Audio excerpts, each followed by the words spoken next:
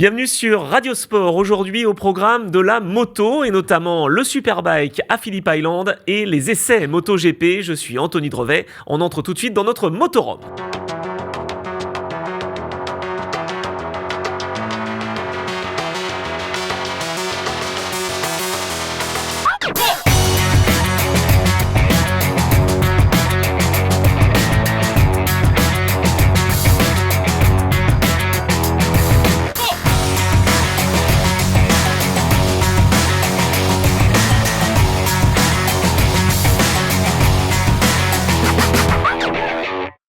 Motorhome, c'est votre rendez-vous dédié au sport mécanique sur Radio Sport. Alors soyez toutes et tous les bienvenus. On va parler de roues aujourd'hui, on le disait, avec, vous en avez l'habitude, des débriefs, des retours sur des résultats, des informations aussi, des petites statistiques. Et avec tout ça, on va essayer de vous proposer une émission qui soit complète sur du Superbike, sur de la moto, du MotoGP. On va tout vous expliquer sur la saison 2026. Et pour ça, j'ai des invités évidemment à mes côtés. Et je vais présenter notre expert qui est avec nous et qui a longtemps commenter les Grands Prix à la télévision. C'est Rémi Tissier. Bonjour Rémi. Bonjour, et on va parler de super sport aussi. C'est vrai, tu as raison, il faut le dire. Toutes les catégories seront donc représentées à ce qui s'est passé en tout cas en Australie, ce qui s'est passé à Sepang et à Buriram. On ne parlera peut-être pas des petites catégories et pourtant on a un spécialiste des petites catégories avec un pilote qui a roulé en 50 cm3 il y a quelques années déjà. C'est Patrick Plisson. Bonjour Patrick. Bonjour Anthony. Ancien pilote et spécialiste moto. Pilote il y a quelques années, mais toujours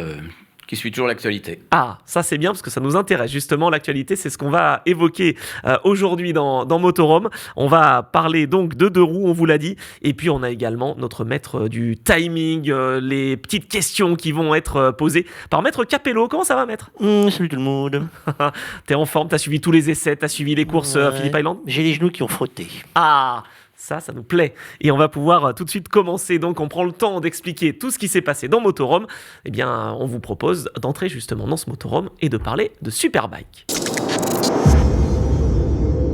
Et on débute tout de suite avec le Superbike à Phillip Island. Alors, c'est un circuit ultra spectaculaire. Les premières courses, ça y est, Rémi, ont eu lieu. Ça s'est passé de l'autre côté de la planète et ça a été, comme d'habitude, un bon spectacle.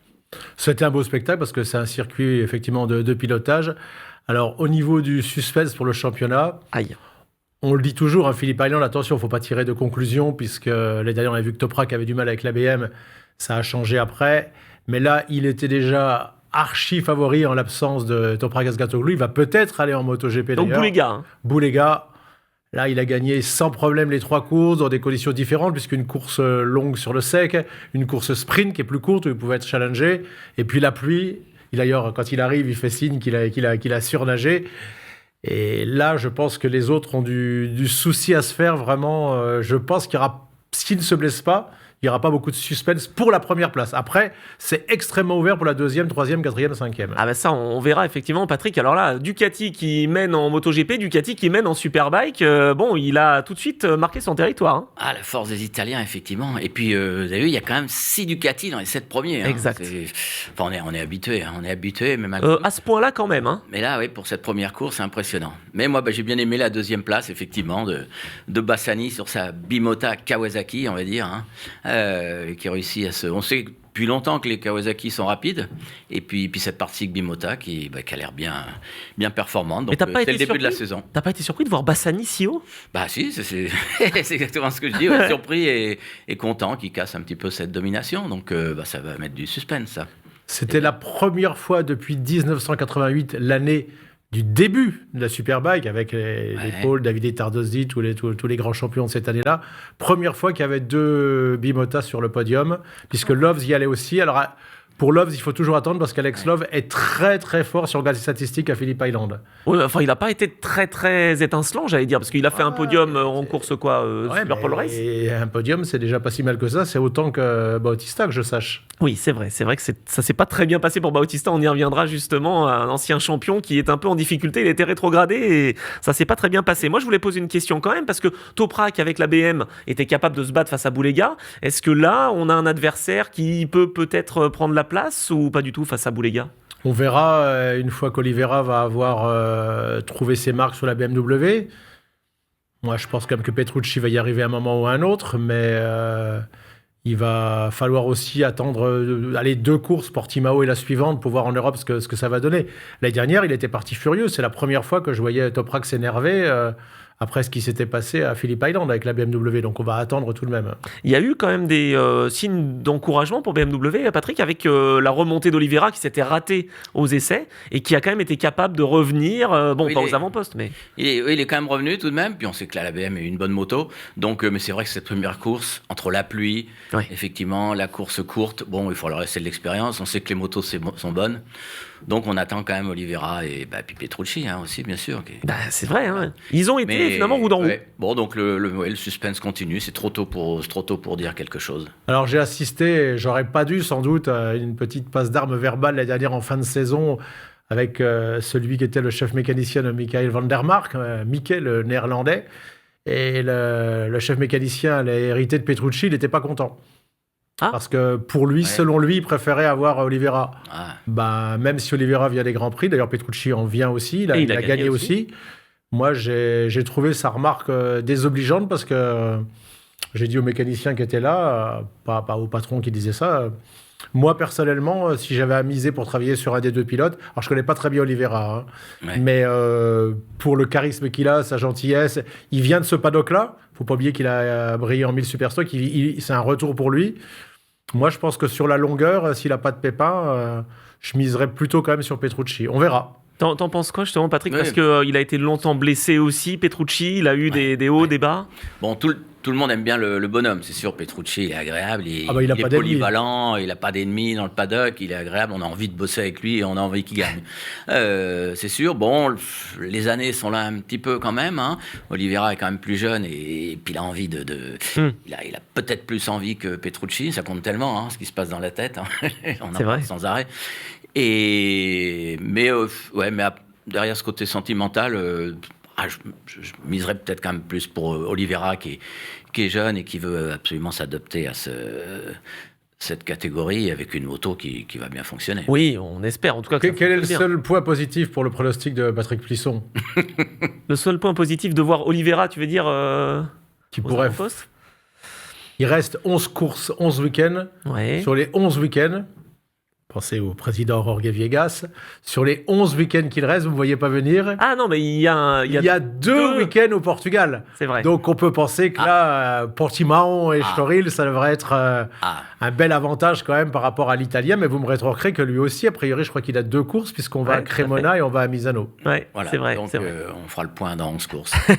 C'est ça, c'est un peu ça. Il a terminé 7e Oliveira de la dernière course, juste derrière Petrucci 6e. Voilà, globalement, c'est surtout les remontées qui nous ont marqué pour Oliveira. Et puis ce qui m'a marqué aussi, alors là franchement, moi j'ai trouvé que c'était des outsiders qui avaient tout de suite mis la barre très haute. Je vais parler de Montella, Jari Montella. Qu'est-ce qu'il nous a sorti là comme résultat, alors qu'il n'est pas officiel Ducati? C'est pas une pince, Montella. Ces courses qu'il a fait en Mondial Supersport, c'était un garçon extrêmement doué.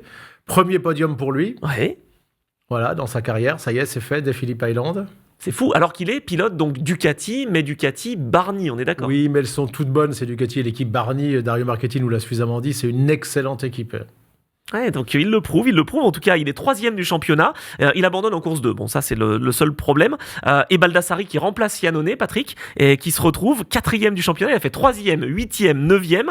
L'année dernière, le maniaque Iannone avait réussi à faire aussi un podium, mais après, ça s'est un peu calmé. Est-ce que tu penses que Baldassari, au vu de son expérience, il a roulé en Grand Prix, enfin en Moto 2, il a roulé un peu avec Yam, ça peut le faire ou pas? Ouais, je suis un petit peu... Je sais pas trop pour Baldassari. J'ai un peu de mal à le placer, j'avoue.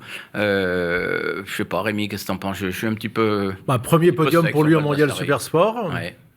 Superbike. En Superbike, pardon. Ouais. Et moi, je pense qu'il va rebondir. Oui, je lui souhaite, bien sûr, mais je suis un petit peu... Il a eu, mais je suis d'accord avec toi parce qu'il a eu des phases un peu down dans sa carrière. Ouais. Sûr qu'il est passé par des équipes où il n'a pas été aidé. Mais là, il a une bonne équipe et une bonne moto. Donc, on peut miser sur lui. Bon, attention, mais parce que donc Iannone n'est plus dans cette équipe justement, Go Eleven, et il a créé sa propre équipe, mais il n'était pas là à Phillip Island. Non, il n'était pas là à Phillip Island et je pense qu'il va plutôt essayer d'aller faire ce qui va arriver à partir d'Austin en MotoGP. Ah non, du bagger. Du bagger. Probablement, je pense qu'il va essayer de faire les baggers. Il y a une autre équipe qui essaye de se monter parce que pour l'instant, il y avait à ma grande surprise, il n'y avait pas beaucoup d'engagés quand même. Alors Non. que moi, je suis persuadé que ça sera pour les spectateurs plus intéressant, pour les gens qui aiment la moto, qui vont payer leur ticket, que de regarder la moto électrique, qui a été un fiasco phénoménal. On va pas se leurrer, la moto électrique en Grand Prix, dans les Grands Prix. Je te défie de me dire que tu as regardé une course à la télé. Moi, j'en ai commenté. Ah, regardez la première. Voilà, Non, donc il en a regardé parce qu'il était obligé de la faire pour son travail. Voilà, oui, non, c'est vrai que c'était pas passionnant. Bon, au début, il y avait quelques têtes d'affiche, donc Ils ont vite compris. il y a eu Ils ont vite compris, ils nous ont vite Mais- dit, voilà. Ouais, Ouais, Kenny Fora a failli se blesser grave en ouais, plus. Hein. l'électrique. Oui. Donc c'était un petit peu dangereux. Par contre, on m'a rétorqué parce que j'ai justement abondé dans ton sens en disant que les baggers étaient assez spectaculaires. On m'a dit ouais, mais le côté technologique de la moto E était intéressant. Ouais. Bon. Ah, les bagarres, oui, bon, c'est du fun, là. Ça va mettre une petite note fun. Mais c'est un truc à l'américaine, quoi. Ça, C'est bon. sûr. Ouais, on verra. Bon, en tout cas, il y en a un qui était pas au meilleur et c'était pas très fun, c'est donc Bautista. Qu'est-ce qu'il nous a fait? Alors lui a été rétrogradé. Est-ce que mentalement, justement, c'était pas difficile pour lui de passer de la vraie équipe Ducati? Bon, rétrogradée, Ah ouais, je vous l'ai tu dit, trouves elle est très très bonne, l'équipe dans laquelle il est. Les Ducati, elles sont toutes bonnes. La preuve, on l'a vu ce week-end. Après, il a dépassé 40 ans. Je pense que depuis nos 2 saisons, c'est surtout sa motivation. Il est furieux pour cette histoire de poids qu'on lui met, qui l'a fait perdre du temps. Je n'ai jamais pensé une seule seconde, malgré tout son talent, qu'il avait encore pour le coup la motivation pour jouer le titre. Il a Ouais. été champion du monde à la petite catégorie en Grand Prix. Ouais. Il a été champion du monde en Superbike. Voilà, là, il est juste là pour terminer. Je pense que il fallait bien qu'il en restait parce que je rappelle qu'on a perdu 7 pilotes majeurs. Ça, c'est incroyable. Et dans ceux qu'on a perdu, on a perdu Dominique Egerter, on a perdu Scott Redding, extrêmement populaire pour différentes raisons, notamment en Angleterre. On a perdu Van der Mark, qui, mine de rien, avait gagné à Suzuka. On a Toprak. perdu évidemment Toprak Razgatoglu. On a Jonathan perdu Ray. Jonathan Ray, 6 titres champion Ouais. du monde. On perd Yannone. On aime ou on n'aime pas le gaillard, mais il a beaucoup de followers. Il avait une compagne médiatique. Il en a quand même gagné une à Aragon, de mémoire. Tout à fait. Voilà, donc c'était des pilotes. Et là, on a récupéré que le seul Oliveira. Je sais que certains me disaient qu'ils souhaitaient vraiment, en fin de saison dernière, ils auraient espéré que ce soit plutôt Jack Miller qui vienne qu'Oliveira. Ah ouais. Que Oliveira reste en MotoGP et que Miller vienne Ils ici. pensaient que Jack Miller, par sa personnalité, serait plus populaire et conviendrait plus au Mondial Superbike, ce qui est probablement pas faux. Faut voir d'ailleurs que Miller va bien s'entendre avec Toprak. De ce côté-là, c'est Ouais. parfait pour Toprak d'arriver avec un coéquipier comme ça. Parce que- Et puis, ouais, mais c'est difficile aussi, Patrick, de lâcher le MotoGP pour aller, certes, être dans les plus hauts classements, mais bon, en Superbike. Ils veulent pas lâcher le MotoGP, tous. Et Jack Miller, il a un côté britannique, bien sûr, donc, et le SBK, c'est du britannique. Donc c'est vrai qu'ils auraient peut-être préféré l'avoir. Mais, et quant à, Bautista, il a une belle carrière, un excellent pilote, mais là, non, on le verra plus devant, je pense. Enfin, je ne veux pas être méchant, mais J'espère quand même but, pour lui, mais- là, maintenant que Toprak n'est pas là, il n'a pas pu gagner les dernières. Je pense quand même qu'il va au moins gagner nous 2 cette année, au métier. Là. Sinon, Par contre, attention à ce que Boulega batte pas les records C'est vrai. de courses, de victoires d'affilée de Toprak. Parce que ça pourrait arriver. En tout cas, c'est pas son équipier qui va le déranger, parce que qu'est-ce que c'est que ce choix d'Iker Lecuona qui est choisi par Ducati? en tout cas, ces 2 pilotes, Xavier Vierge et Lecuona, qui ont été, d'après ce que j'ai appris, très très bien payés pendant 3 ans. Parce que s'il y a une équipe qui paye vraiment bien ses pilotes, c'est Honda en Superbike. C'est vrai? Je comprends pourquoi ils sont restés aussi longtemps. Après, on a suffisamment dit, il faisait déjà rien sur la Honda, premier constructeur mondial. C'était une erreur de casting, donc je pense qu'après, on va voir ce qu'il va faire sur les Ouais. prochaines courses. Faut pas exagérer non plus, mais Enfin bon, il est 6e du championnat, il fait 6, 9 et 8. Hein. Pas non plus. ça peut venir aussi. De toute façon, personne n'attend Lecuona pour jouer le titre. Non. Par contre, on attend donc Boulega. Est-ce que Boulega, tiens, je te pose la question, pourrait avoir une chance de revenir en MotoGP? Pourquoi Ah, pas? il l'a dit, hein. C'est sa dernière je l'ai saison. lu, hein. Il va en dit, moi, MotoGP. je veux être en MotoGP. Hein. Ah oui, donc il attend là, le c'est règlement son objectif, 2027. hein. Donc, Mais il est là, extrêmement ouais. doué. Hein. Il a eu des problèmes psychologiques que nous avait dévoilés là encore Dario avec la mort de son frère, fâcherie avec le papa, avec la famille. Le père était pilote, je l'ai commenté, hein, le papa de... C'est Boulega. Davide Boulega. Mhm. Et il a retrouvé une vraie famille avec cette équipe Ducati en Superbike. Et là, maintenant, il est venu fort mentalement. Il s'est battu contre un gars comme Toprak. Donc, oui, si Toprak va en MotoGP, Boulega, qui vient de la VR46 à la base, hein, on va le rappeler, vrai. a totalement sa chance d'aller lui aussi retourner en MotoGP. Il n'y a pas de raison qu'il n'ait pas sa chance. Ouais, surtout s'il domine le championnat Superbike. Ça peut être une bonne chose. On va vite rappeler, parce qu'on va passer au Supersport, que Honda et Yamaha sont quand même un peu en difficulté. Honda sans ses pilotes officiels. Et alors Yamaha, que se passe-t-il? Même en Superbike, ça va pas. Alors, moi, je vais surtout parler de Honda. C'est vrai que Jack Dixon s'est blessé. Oui, Ça, c'est le coup dur. Ancien pilote de Marc VDS, bien sûr. qui gagnait Qui a la gagné, catégorie ouais, Moto2. intermédiaire. Et pour ce qui est de son cas de Chantra, j'ai eu l'occasion de passer du temps avec Khan, qui est quelqu'un qui est important pour Honda Thaïlande, et qui a fini par me dire, parce qu'il est assez proche de lui, voilà. Je pense pas que Sanket Chantra ait eu la bonne attitude et la bonne approche l'année dernière aux côtés de Johan Zarco. D'accord. Johan, qui est un garçon qui aide, ça va bien se passer avec Diogo Moreira, je pense. Il a commencé à l'aider d'ailleurs. Hein. Johan a commencé à aider Ouais. Diogo. Hein. Il a essayé aussi d'aider le pilote thaïlandais, mais je pense qu'il s'est pas rendu compte de la marche qu'il y avait à franchir pour être en MotoGP. Et j'ai peur. Alors, en plus, pour l'instant, il est blessé, donc là, ça va pas Et que l'aider. ça marche pas non plus en J'ai super peur bike, que ça quoi. marche pas non plus en super bike. C'est-à-dire qu'en Thaïlande, il n'y en a pas des pilotes. Hein. Il y en a un en Formule 1. Et il y en a eu un, comment il s'appelait, Ratapak Villairot, qui a gagné une course. D'ailleurs, c'est la seule fois qu'un Thaïlandais a gagné une course internationale, c'était à Buriram, justement. Je pense d'ailleurs que Jules Cluzel casse ce jour-là, si je me souviens bien. Voilà. C'était fallait voir l'ambiance dans les tribunes quand il a gagné, ils adorent. Donc, il est une star en Thaïlande, mais c'est pas parce que tu es une star en Thaïlande Non. que tu vas t'imposer, que tu vas tout déboulonner, que tu vas déboulonner. Je pense qu'il était tombé dans une bonne équipe chez Lucio Cecchinello avec Johan Zarco comme coéquipier. Ouais. Zarco, c'est un bon gars pour aider les coéquipiers. On va le voir également avec Moreira, comme tu l'as dit. Mhm. Et il a raté le coche. Pour moi, son catch Chantra, c'est sa dernière chance et on le verra pas la saison prochaine. Ouais, c'est bien C'est un petit possible. peu dur ce que je dis, mais Mhm. Non, mais il faut le dire aussi, voilà, quand les choses sont pas forcément faciles. Bon, maintenant, je te laisse la patate chaude avec Yamaha. Ah, Patrick. Et non, je finis juste Ah avec. bon. Il veut pas parler de Yamaha. Je boucle la boucle un petit peu des Français qui a plus en Superbike depuis Ah. Loris Baz. C'est vrai. On en a aucun cette année. Et c'est vrai que nos Ça fait un petit moment, hein. auditeurs et téléspectateurs, ils regardent plus les courses quand il y a des Français. Oui, mais Bon, enfin. il y en a pas eu trop. C'est vrai en Superbike, en fait, des. si, par des le passé, Français. à un moment, il y en avait beaucoup. Avec qui Ah, Il y en avait énormément à l'époque où je commentais, quand il y avait Ludovic Colomb, il y avait Fred Prota, il y avait... Ouais, t'avais, Comment il s'appelait, celui qui était super costaud, Mulot, il y Mulot. avait... Raymond Roche, Mulot. il y en a eu plein, là. Il y a eu Roche avant, mais il y a eu Régis Laconi, bien évidemment. Il y a des années, on avait 5 ou 6 Français Ah oui, en plateau Régis, quand on oui. commentait avec Philippe Régis Debarre. Laconi, c'est les années 2000, Bertrand quoi. Stey, Gintoli, il y en a eu. Gintoli, champion. Ah, Gintoli, champion 2014. c'est Ah vrai. non, il y en a eu. J'en oublie parce Ouais, que là, ouais. tu me poses une colle. Mais ceux que je viens de citer déjà, voilà, c'était. Il faut s'en souvenir. Hein, Thierry Jules Bulot, Cluzel a tenté aussi le Superbike, mais ça s'est Ah, pas c'était passé. le but, hein, de te poser une colle. Hein. Ah oui, c'est ça. 1990, Ah, yeah. Raymond Roche. Et 2014, Sylvain. Sylvain Gintoli. Ah ouais. On aura eu 2 champions du monde. au lieu de 3 qu'on aurait dû avoir. Ouais, Ah. c'est vrai. Bah oui, Régis. Ah bah oui, Régis. Ouais. Alors, Oh, putain, on y bien était sûr. tous hein, ce jour-là. Oh. Ah bah ouais, c'est ça. Régis.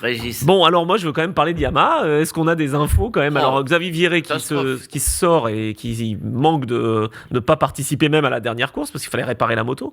Et puis le reste, bon, pas facile. Hein. Ça va être compliqué. Jonathan Rea n'a pas réussi à s'imposer. Toprak en était parti, je vous rappelle quand même. Hein. C'est vrai. Il avait vu, il a été chez BMW, il a gagné. Donc, Meilleur résultat quand même ce week-end, je tiens à le dire, 13e place hein, pour Rémi Gartner. Ah oui, Rémi Garner. Ouais. Bon, voilà, pas grand-chose à dire Et d'autre. hein. Toprak avec la Yamaha. C'était il pas a- mal, c'était mais... correct. il a fini combien Non, mais il a fait quoi, Non, championnat mais il se battait pour le, Ouais. il se battait pour le Ouais, top championnat. 3, je mais- crois. C'est ce qui me semblait, il se battait Ah pour oui, le oui, championnat. oui. quand même, Bah, c'est Toprak Razgatoglu, mais ouais. quand il est passé sur la BMW, alors que personne n'y croyait, il a gagné d'entrée Ouais. le titre pour le C'est vrai. regagner l'année Ouais. d'après. Donc 2 voilà, ans. c'est... Bon, Non, ouais. Ils vont devoir travailler chez Yamaha. Bon, d'accord. En super sport, on va passer les anciennes gloires, Moto 2, Moto 3, qui sont aux avant-postes. Course 1, Rome Massia qui gagne. Ouais. Course 2, Albert Arenas. Alors là, qu'est-ce que vous en avez pensé? Bah, moi, je dis juste que les petites cylindrées, c'est une bonne formation. Ah, voilà, bravo. Ça, c'est C'est vrai. une bonne formation. 2 fois 3e, on rappelle, hein, Patrick, au championnat 50 cm3 en 78-79. Hein. Bravo, Anthony. Ah oui Bravo. Eh. Ah oui. Ça de tête, attention. Voilà, donc, ouais, bon, c'est mes petits chouchous. Mais sinon, le super sport, Oui. allez-y, Rémi. Ah là là, c'est Maître Capello qui va nous sauver, Moi, attention. Hein. Je pensais que Massia allait dominer totalement le championnat.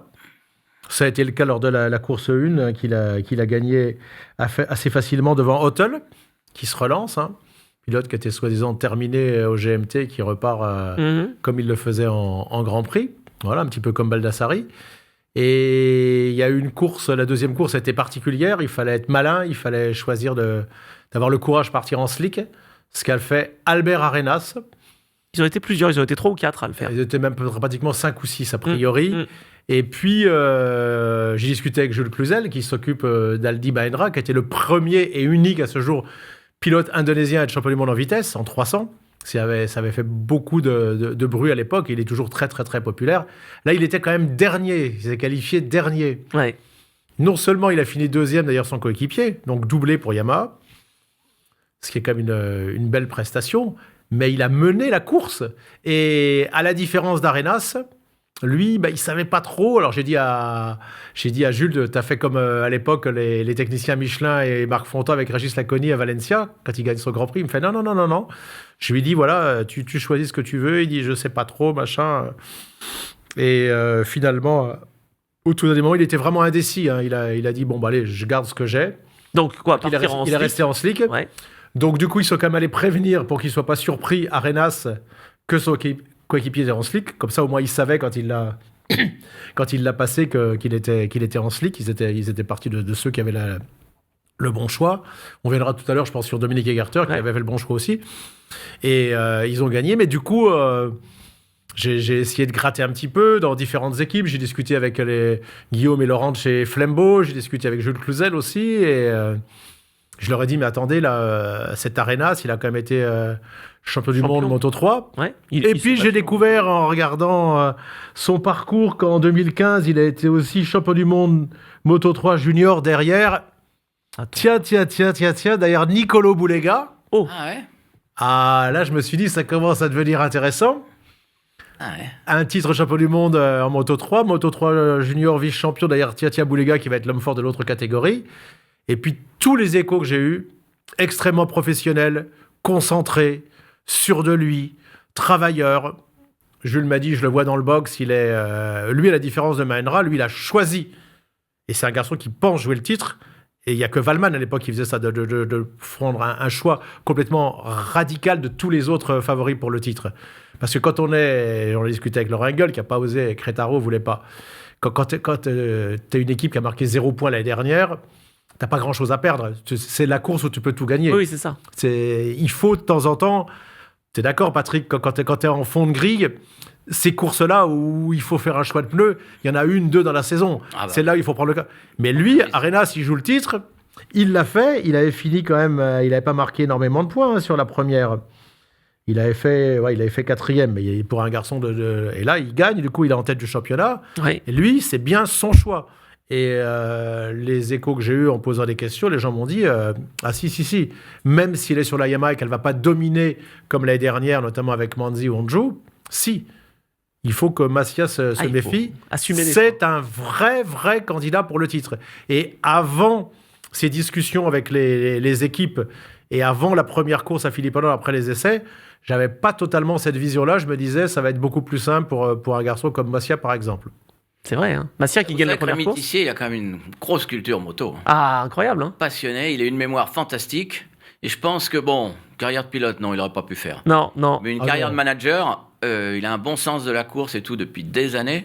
Il aurait peut-être pu faire nous, on a un manager. C'est Maître Capello. Maître Capello, toi, t'aimes bien la pluie, tout ça? Tu aurais pris des risques? Tu aurais pris les pneus slick aussi ou pas? Alors, tu sais que c'est sur les pneus que tout se joue. Hein. Sur un Grand Prix, qu'on soit clair, il y a certains circuits, t'as pas les bons pneus, tu rentres chez toi. Ah, ça, c'est vrai. D'ailleurs, je rebondis, mais c'est vrai qu'à Phillip Island, il y a eu des soucis de pneumatiques par le passé. Par le passé, oui, à l'époque, je me souviens de Kenny Roberts, furieux. Je parle de Kenny Roberts Junior, à l'époque des Michelin. C'est avant qu'il y ait le Big Homme. Ouais. Et il y a eu quelques années encore des soucis avec les manufacturiers. On va voir ce qui va se passer d'ailleurs quand... je vous rappelle que l'année prochaine, on va totalement switcher. C'est-à-dire c'est la dernière année de Pirelli avec le Superbike Supersport. Oui. Ce sera Michelin. Et c'est la dernière année de Michelin en Grand Prix. Et ce sera Pirelli. Ouais. Donc là, attention, on va évoquer Phillip Island dans cette émission. Donc, il y a peut-être aussi un choix à ce niveau-là. On va voir. On revient dans le Supersport. Donc, Arenas, effectivement, très très bon pilote. Donc, 4 Yamaha dans le top 6, quand même, mine de rien. Et puis, Masia, donc, qui est en embuscade tout de même. C'était lui qui était censé être le favori. Il le reste quand même. Mais on va se méfier d'Arenas, on a dit, et peut-être d'autres pilotes comme Dominique Egerter. Est-ce qu'il peut faire quelque chose avec Sakawa ou pas? Parce que là, il était 4e avant. Pour l'instant, il y a Ferrari qui est bien placé, Matteo Ferrari, l'Italien, au classement général. Ottel, quand même, on va se méfier du fils de Peter Ottel, qui a couru en Grand Prix, et brillamment, lui aussi. Ouais. Le fils ayant roulé également en Grand Prix. Bon, Mahindra, ça va pas durer longtemps. Anjou, je pensais que ça allait être mieux que ça avec Tenkate, mais ça va pas être peut-être si simple que ça. Et Dominique Egerter, pas de chance, parce que lui, justement, il a choisi de partir en slick. Ouais. Il n'avait pas de chance que la moto avait déjà cassé dans la première course. Il était 4e, ce qui, voilà, champion du monde de la catégorie, il redescend du Superbike. Ça lui sauvait son week-end. Et il a cassé dans le dernier tour. On le voit terminer en poussant la moto. C'est dingue. Ah là là. Il est hors des points. Qu'est-ce qui explique ce choix de Dominique Egerter de passer de Superbike à Supersport? Il manquait d'opportunités en Superbike? Ah ouais, ok. C'est ça qui lui manquait. C'est fou. Non, mais quand t'es champion, double champion Supersport, c'est un peu comme Jules Cluzel, tu vois, j'en parlais tout à l'heure, voilà, qui a tenté le coup en Superbike. C'est pas facile d'avoir les bonnes opportunités, hein, Patrick? Ah, c'est difficile. Effectivement, on est dans un monde business quand même, hein. Et si vous n'êtes pas la star, faut et pourtant il est suisse, hein. Donc parfois les Suisses trouvent un petit peu plus facilement des budgets que les Français. En tout cas, c'était le cas par le passé. Et ils ont besoin de pilotes. Il est charismatique, il est sympa. Il a essayé, il s'est battu jusqu'au bout l'année dernière, mais il y avait vraiment rien à faire, hein. Et là, du coup, il se retrouve. Et pourtant, on l'a dit, il y a 7 pilotes de renom, enfin 6 plus lui, qui sont partis. Donc on va voir, hein. Donc bon, forcément, là, c'est un premier week-end pas facile, hein. Ouais. Pas facile. C'est étonnant parce qu'en plus, c'est une bonne équipe, hein. Pas de chance que ça ait cassé à 2 reprises. Bon, il était 23e en course 1, voilà, un peu moins dans le rythme peut-être, hein. On ne connaît plus les casses mécaniques. Et lui, ça deux fois de suite. Non, sa saison démarre mal. Ça, c'est compliqué. Mais bon, on va se remettre de bon pied là aussi. Par contre, il y en a un qui a très très bien performé et il était à domicile. C'est Oli Bellis qui a fait son premier podium, le fils de Troy, justement, en Supersport. Eh oui, sous les yeux de son papa qui était là, qui était présent. Ça fait plutôt plaisir parce que j'allais dire qu'on ne l'attendait plus, ce podium. Ah oui. Alors après, avec toujours un bémol à mettre, c'est la première de la saison, c'est particulier, c'est à Phillip Island, ce ne sera pas les mêmes courses en Europe, on le sait toujours, et c'est son circuit, il est chez lui. Je rappelle que j'ai découvert son père en commentant, je pense que c'est en 97, j'en ai discuté avec Troy, on était avec Mike Stinger sur la grille de départ à Estoril. J'ai dit, mais là, je me suis dit, mais qui tu étais, quoi? Je me demandais, je commentais, il y avait... Pour jouer la victoire et même de la qualification, il y avait Tetsuya Harada, Loris Capirossi, Valman, Jacques, Biaggi et un 6e mec qui suivait, qui était wildcard. Parce qu'à l'époque, il y avait des wildcards comme ça qui venaient. C'était surtout au Japon. Ouais. Il y a eu 1 ou 2 fois. Joshua Brooks aussi avait fait le coup, avait gagné en étant wildcard, un Australien encore. Ça peut arriver à Phillip Island. Mais là, on se dit, et il n'avait jamais rien fait de sa vie. Après, il va arriver en Superbike avec son style et ce qu'il va recevoir, ses glisses à Monza, ce qu'il va faire. Donc, ça l'a fait sourire. On ne le connaissait pas du tout. Il avait déboulé. Donc, à voir. Je ne pense pas que le fils ait le même talent que le papa. Enfin, j'en suis même certain, malheureusement. Ouais. Mais c'est bien qu'il ait fait. Pour lui et pour Triomphe. Ah oui. Donc, c'est des belles histoires, on va dire, à domicile. Par contre, de moins belles histoires côté tricolore. Alors là, ça a été compliqué de chez compliqué, hein, pour nos Français. Oui, là, on a... Luca Mayas... Il a fait ce qu'il pouvait, mais... Oui, il a fait ce qu'il pouvait, mais... chute, première course. Il a une chute, en plus. Avec l'expérience, il connaît par cœur. Mais quand tu essaies d'aller chercher les limites... Pourquoi, pour l'un des 2 pilotes, ne pas être parti en slick? Alors que c'était la bonne décision. Ah oui, c'est après ça. Dans l'équipe Blue Crew, ils sont partis tous les 2 en slick. Ils sont... dans la vie, il faut savoir prendre des risques, hein. C'est aussi au team manager de prendre les risques. J'ai cité un exemple en discutant avec Laurent Engel. On est là aussi avec Philippe Debarle à Albacete. Je crois que c'est la seule fois où j'y suis allé, parce qu'à l'époque, le Mondial Superbike va là-bas. Et il commence à y avoir justement des problèmes de météo. Et en plus, ils avaient du caractère, hein, Fabrizio Pirovano et Stéphane Chambon. Mais ils avaient un patron, un vrai directeur d'équipe, un petit peu comme Hervé Poncharal, Francis Bata. Ah ouais. Et Francis est arrivé dans le box, il leur a dit non, vous prenez tel choix de pneus. Ah oui, mais alors là, attends, c'est pas... Les 2 pilotes, les 2 tiers de la course, ils sont loin. Et puis, arrivent des gouttes de pluie et voilà, et ils font 1 et 2. D'accord. Et après ça, Stéphane dit, on a bien fait d'écouter Francis. Est-ce que, de temps en temps, c'est le team manager qui doit prendre la décision plus que le pilote? Oh là là. Toi, tu as été pilote. Ouais. Toi, tu aurais Mais tu vois, mais on n'avait pas de problème. plutôt tendance à dire que c'est le pilote qui doit choisir. Ah oui. Bien sûr. Mais on n'avait pas de problème de pneus, nous. On n'avait qu'un jeu de Voilà. pneus. Mais non, c'est vrai qu'un manager qui connaît son métier, qui a du sens, effectivement, il peut prendre la parole. Parce que le commentaire des pilotes, parfois, les compréhensions, bon, il y a la jeunesse qui parfois peut être négative. Donc, non, écouter un manager, c'est bien aussi. Hein. Mais il Après, faut le bon manager. Et On le Francis, c'était on le quand même- recevra dans cette émission, mais il a raconté quand il voulait pas, il traînait, toute l'équipe l'attendait depuis plus de 45 minutes sur des essais pour voir s'il allait rouler en mondial Superbike. Biaggi, il a chopé Biaggi, il l'a collé contre le mur du camion, il dit maintenant ça suffit, tu vas y aller. Et il a dit à Pirovano, il est tout le temps comme ça. Et Fabrizio lui a dit oui, il est toujours comme ça. Et je pense que c'est Frankie Killy aussi qui avait fait une petite comédie sur une course, c'est peut-être en Angleterre à Donington. Et il est arrivé, ils ont dit, les mécanos ils ont dit, Francis a dit qu'on mettait la moto dans le camion. Et donc, du coup, il savait mettre la pression au pilote. Hein. Ouais. Ah, il faut la mettre, mais de façon. Mais oui, mais il était. modéré, quoi. Sauf que jusqu'à maintenant, dans tout ce qu'il a pris comme décision, Francis, c'était toujours la bonne décision. Oui, c'est vrai. Oui, De toute façon, le pilote est tranquille là pour le coup, parce que si ça marche pas, il va lui dire. Ça le soulage quelque part, hein. C'est toi qui as pris la décision, donc. Quelque part, ça peut le soulager, effectivement, et donc, effectivement, libérer le pilote. Mais il faut que le gars ait effectivement du charisme, on le voit partout, Ah oui. hein, le charisme. C'est pour ça que je voulais savoir si c'est Jules Cluzel qui avait imposé à Mahendra de partir. Il a dit non, mais il était vraiment indécis. Il m'a dit alors que Arenas avait fait son choix. Il a fait son choix et il a gagné la course. Et ça, je trouve que c'est beau. Et c'est ça qui me fait dire que Massia va trouver un beau client sur sa route pour le titre. Ouais, c'est bien possible. Hein. Quand tu es déterminé comme ça, Patrick, Ça, toi, tu étais déterminé quand même. Déterminé. Ouais. On va Moi, rappeler quand même pour nos téléspectateurs pour quelles raisons tu as décidé d'aller courir en Grand Prix. Les débuts. Les débuts, oui. J'ai commencé par des petites courses amateurs. Et puis, ma sœur est décédée d'un accident de voiture. Et, contrairement à ce que la réaction que j'aurais pu avoir, ça a été... la vie peut être courte. Allez, j'ai envie de faire de la moto. J'y vais à fond. La vie peut être courte. Profitons-en. Puis on verra bien. Et puis effectivement, j'ai gagné des courses et des championnats. Mais c'est vrai que c'est sur ce décès que j'ai pris la décision. Et puis incroyable. Rémi va vous dire, et que ma dernière course, c'est suite, sur un décès, justement. J'étais équipier avec Olivier Chevalier et il se tue en début de saison. Et j'ai dit, allez hop, j'arrête. Donc c'est vrai, c'est drôle. Enfin, Comme drôle, quoi, bien tu sûr t'es que non, mais lancé. c'est bien longtemps après que j'ai réagi. J'ai dit, mais effectivement, j'ai commencé sur le décès de ma sœur et j'ai arrêté le jour du décès de mon coéquipier. Après, je l'ai jamais dit, du coup, je vais le livrer, parce que j'avais discuté avec Régis Laconi, le décès de son frère. Moi, je suis officier à l'armée depuis un mois et on va avoir un grave accident et c'est pas mon chauffeur habituel, va décéder. J'ai 19 ans et je pense que beaucoup de choses que j'ai faites de ma vie, j'ai pris beaucoup de risques après, je les ai pris souvent en pensant à lui. Oui. Donc, c'est vrai que finalement, on a peut-être... le lien avec la mort, quand tu es jeune et que tu as quelqu'un qui meurt comme ça dans tes bras, c'est soit ça impacte et les gens ont peur que tu te suicides, que tu te sentes responsable, soit tu te dis, maintenant, il faut que je vive pour deux, quoi. Effectivement, la vie est courte, j'ai vu que ça pouvait se terminer, donc j'y vais, banco. C'est vrai que... Mais rendez-vous compte, mais la position des parents... Moi, j'ai 20 ans, ma sœur, elle a 25.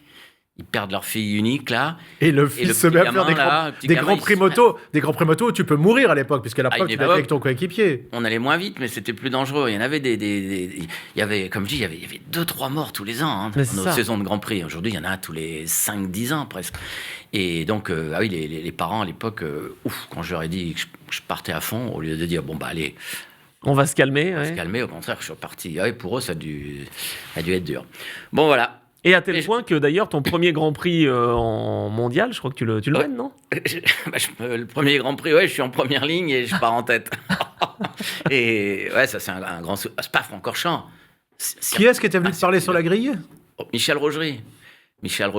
Hein. La légende, qui lui aussi, malheureusement, s'est tué. Lui aussi s'est tué, ouais. Et à l'époque, c'est vrai que c'est l'époque Patrick Ponce, Michel Rogerie, Christian Léon... C'était le Continental Circus déjà. Ce qu'on appelait Continental Circus, c'est-à-dire le cirque, quoi, les gitans qui allaient de circuit en circuit avec leurs camions et leurs caravanes et qui faisaient des barbecues dans le paddock. C'était ça l'ambiance à l'époque. C'était une belle ambiance aussi. Il n'y a pas trop mais de c'est stratégie. fabuleux de t'avoir dans cette émission, que tu nous racontes que tu étais là avec ces pilotes qui viennent te voir sur la grille quand même. Ah ouais, et c'était 1976. Il n'y a peut-être pas beaucoup qui se rappellent, mais c'était la canicule 76. Ah bah c'était horrible, une sécheresse. Et donc au Grand Prix de Belgique, mon premier Grand Prix à l'étranger, totalement inconnu. Au moins, t'as pas eu de flotte. Non, pas eu de flotte là. Il faisait très chaud. Hein. Et donc je fais le 4e temps.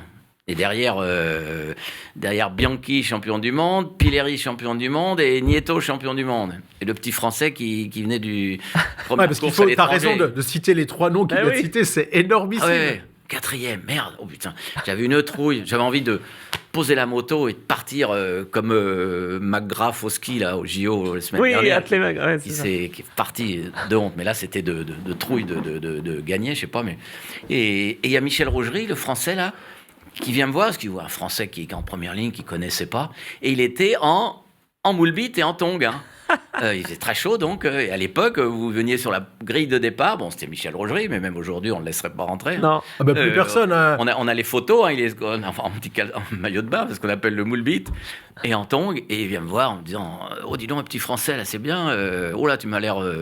T'as l'air d'avoir peur, et il me détend, il me dit mais t'inquiète pas, c'est bien, allez, tu pars devant.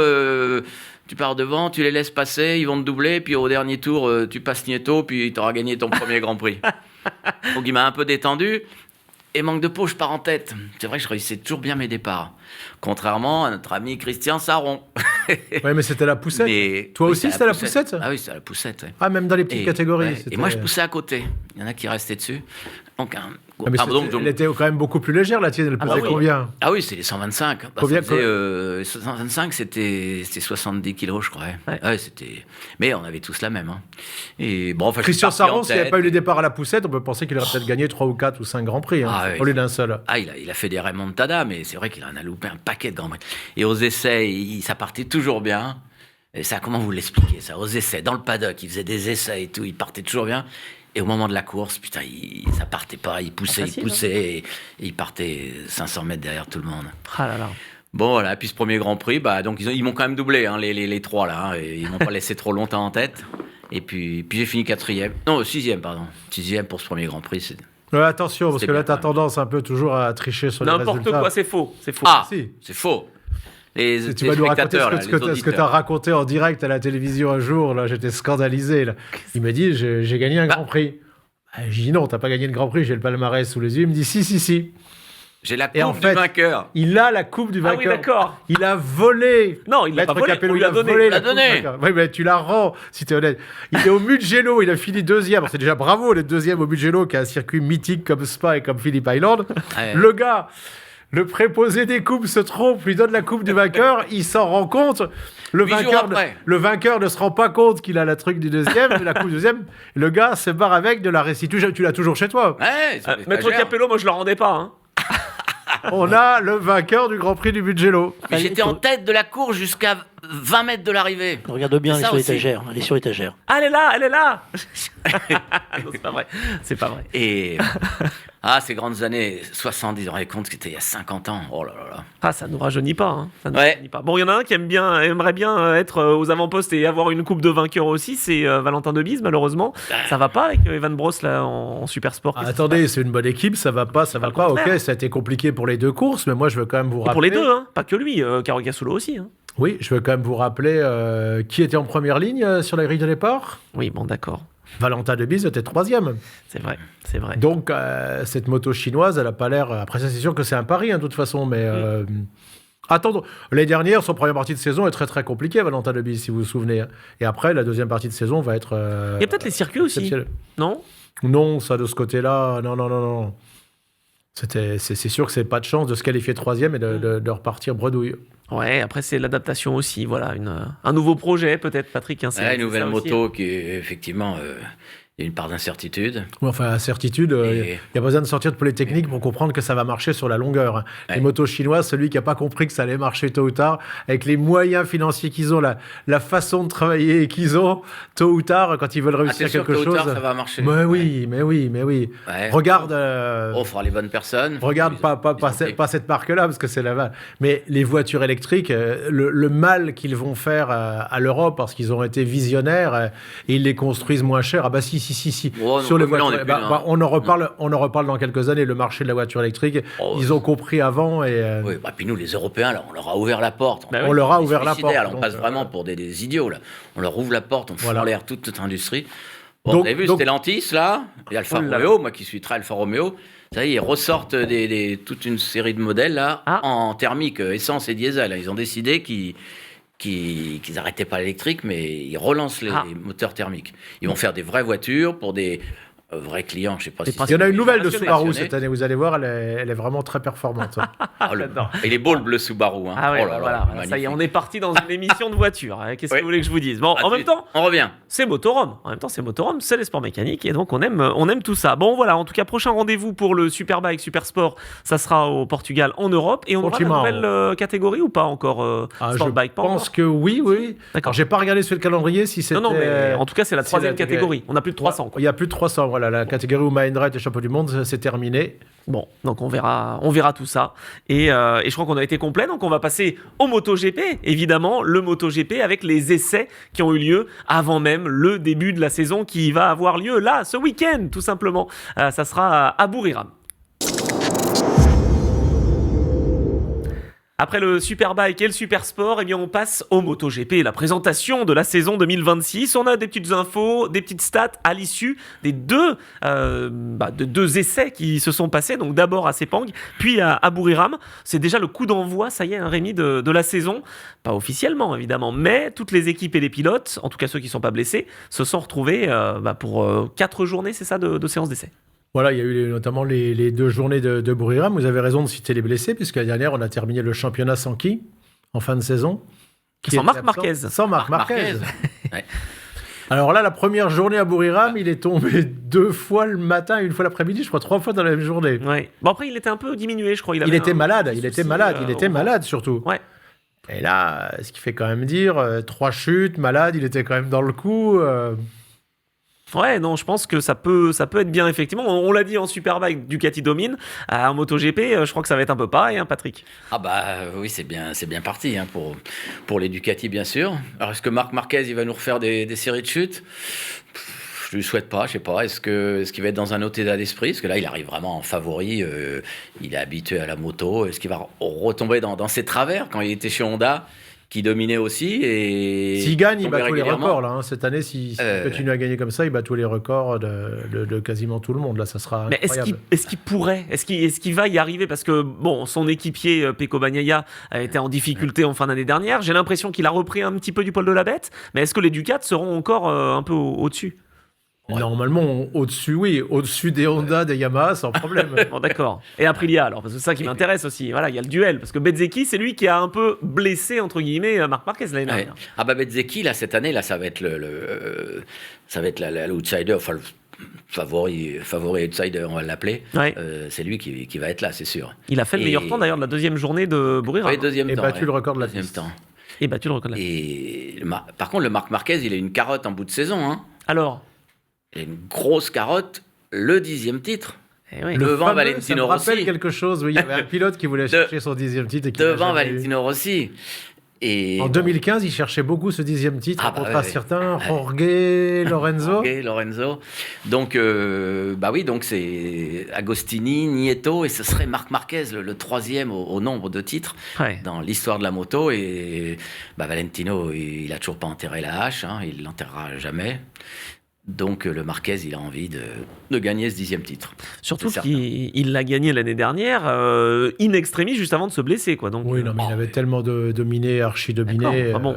Ça, mais- joue à rien. Si ça n'avait pas été lui, ça aurait été son frère. Ouais. Ah oui, tiens, d'ailleurs, Non, mais Alex quand même, c'est vrai Marquez, qu'il a loupé les 3 dernières courses et il lui aurait manqué un point, il l'avait pas. Mais Bon, c'est ça, ouais. c'est ça. C'est ce que je veux dire. Alors, il serait C'est- revenu, évidemment. Ouais. C'est fou ça d'ailleurs. Bon. Alors Alex Marquez, Voilà. on en parle. Les deux frères Marquez encore un peu devant ou pas? Alex est un peu moins en Ah forme. bah, il sera dans le coup aussi, Alex Ouais. Marquez. Hein. On se souvient de ce qu'avait fait son frère à Buriram. Vous vous souvenez, la première course Il avait lâché un peu. il coupe exprès pour se mettre, parce qu'il voit sur le dashboard ce qu'il doit faire avec le règlement pour les pneus. Voilà. Et énorme, on était surpris à l'époque. Non seulement ça va vite, c'est dangereux, mais il a l'intelligence de course Marquez d'inventer ça et de couper, de se mettre derrière son frère. Ça, C'était cultissime là, ce qu'il a fait à Buriram. C'était beau. Hein.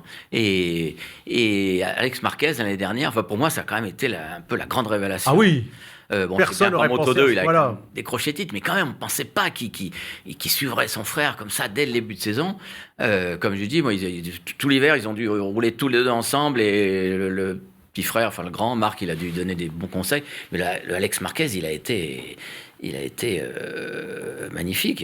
Et il a tenu surtout, même mentalement, je veux dire. Bah oui, complètement. Tu veux dire qu'il y avait plus d'entraide, par exemple, entre ces deux frères qu'entre Christian et Dominique Sarrault? C'est C'est possible. une autre époque, Rémi, c'est une autre époque. Tu réponds à la question. Il y avait une rivalité comme entre les deux. Hein. Avant, et est-ce qu'elle l'est toujours? Bah, Je pense que celui Non, qui était pas tendre avec l'autre, c'était Dominique quand même, peut-être par jalousie. Hein. Oh, je sais pas. Ouais, il y en a un qui a été un petit peu plus célèbre que l'autre. Puis Christian, il est cash, quoi. Il est cash, Dominique, il est un petit peu plus... Oui, mais ils ont chacun eu leur carrière. Dominique Ah, a ils ont eu été leur très bon en carrière. endurance et Christian. Oui, non, c'est très Et où bon. est-ce mais qu'il a c'est vrai gagné que 2 fois? Parce qu'il n'en a pas gagné énormément des Grands Prix. Je crois que la moitié des Grands Prix qu'il a gagnés, les a gagnés où? Dominique Sarron. Sous la pluie à Hockenheim. Mais Et il en a gagné à 2. Salzbourg. Même lui, il se souvenait plus qu'il en a gagné 2. Donc je l'ai appelé, on a discuté sur un circuit qui réapparaît cette année au calendrier MotoGP, messieurs. Ah Oh, bon Rémi Tissier, quelle Alors là, ça y est. culture. Il n'y en a pas beaucoup des circuits qui réapparaissent cette année au calendrier MotoGP. Qu'est-ce qu'il y a de nouveau en MotoGP cette année? Qu'est-ce qu'on Allons, Oh, je bien. peux- un pays en plus où on n'allait plus depuis quelques années. Quand on n'a plus été dans ce pays, Ah, en Amérique du Sud. Voilà. Ah oui, Ah, au Brésil. d'accord, Brésil. Brésil. quand on n'a plus Ah, été à Jacarepaguá, à Rio de Janeiro, mécanicien, Ah, attention. attaché de presse, Attention. pilote, tout le monde, Ça va être du lourd. on pleurait. Et là, cette fois-ci, il retourne. Alors, c'est pas Rio, malheureusement, Non, parce qu'il faut non. faire un double. Goiânia, voyage. c'est ça à Goiânia. Il a gagné. Alors, il me dit, ouais, j'ai gagné, etc. Il était avec son épouse, Dominique, au téléphone quand on discutait. Et il me rappelle en lendemain, il met un message, il me dit, j'ai pas gagné une fois. J'ai gagné 2 fois. Il a gagné 2 fois là-bas. Ah oui. Et oui. Ah, le Brésil. Eh Et oui. il y aura un Brésilien au départ. Diogo Moreira, en effet. Diogo. C'est vrai que là, ça va quand même changer Eh un oui, peu de parce choses. que Et là, numéro 10 en plus, non? Quel était le dernier pilote brésilien à avoir roulé en Grand Prix en Barros. catégorie Rennes? Alex Alex Barros. Barros. Je me rappelle. Quand même, ça on s'en Qui souvient. a... Ça remonte à on- 2007 de mémoire, la On va pas dernière fois. raconter toutes les histoires. Ah. Qui a empêché Olivier. Olivier Jacques de gagner. Oh là là, Au en Saxon Grand Allemagne. Ring. Prix qui s'appelait MotoGP. Enfin, il y avait encore les 500 et les MotoGP. C'était au Saxon Ring. Hein. Ouais, c'était Ouais. en 2001. J'ai gagné, Barros le percute au Ah là. freinage et un regret. Eh oui, Bon. ça. Ah là là là. Et, là. Jacques, il a été Olivier percuté par Jürgen Fuchs devant le public français au Castellet. Oh là là, oui. Il a été Ah percuté par Max Biaggi au 2e virage en Autriche. Je pense que c'est en 96. Il en a eu. Il s'est jamais énervé. Hein. Il est toujours resté calme. Il n'a pas eu toujours des choses faciles. Comme Maître Capello, il s'énerve jamais. On est d'accord, hein, faut pas s'énerver. Oui, méfiez-vous. Bon, d'accord. Ah oui, tu peux t'énerver. Oh, tu sais, c'est comme tous les pilotes, tu peux avoir un coup de sang. Ah, on va peut-être en parler. Des pilotes qui roulent sur des motos bleues, par exemple. Ouais, ils sont chafouins. souvent. Bon, d'accord. En tout cas, chez les Rouges, ça va plutôt pas mal avec Ducati et ça va pas mal pour Pecco Bagnaia. J'ai l'impression qu'il revient un petit peu. Ce sont que des essais, mais il a l'air d'aller mieux, non? Ouais, il a une super moto. Il a peut-être digéré sa faiblesse parce que c'est mental. Hein, ce qui lui arrivait l'année dernière, on va pas se leurrer. Hein. Quand tu as une moto comme ça, bah, voilà, il a vu ce que c'est que d'être le coéquipier de Marc Marquez. Et voilà, bah, regardez, son frère lui-même s'en revient. Donc, on va voir ce qu'il va faire. J'attends, là, franchement, j'attends de voir la régularité pour sa dernière saison dans cette équipe. Voilà, parce qu'on va pas aussi se en leurrer, parler. Il n'y a pas eu trop d'annonces pour l'instant et on expliquera pourquoi. Parce que les transferts, quand même, ne sont pas au point mort. Mais on n'a pas beaucoup d'annonces, à part Bezzecchi qui a conclu un accord avec Aprilia pour continuer.